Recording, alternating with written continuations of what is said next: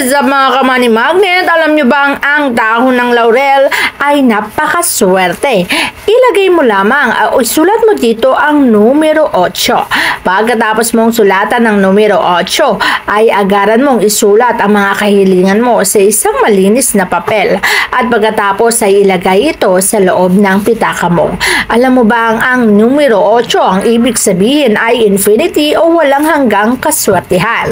At kapag isinama mo dito ang iyong mga kahilingan, ang mga kahilingan na to ay magkakaroon ng katuparan. Kaya naman napakainam na ikaw ay may dahon ng laurel dahil ang lakas magbigay ng kaswertihan ng dahon ng laurel. Tinatawag itong laura ng ibig sabihin ay pera. Pera ang ibibigay sa iyo ng dahon ng laurel at talaga namang ang pagyaman ay magiging madali sa iyong buhay. Swerte kasing talaga ang ibinibigay sa atin ng dahon ng laurel. Kaya naman bulungan mo to ng kahilingan mo at anumang kahilingang ibulong mo dito ay masa sa iyo o maisa sa katuparan.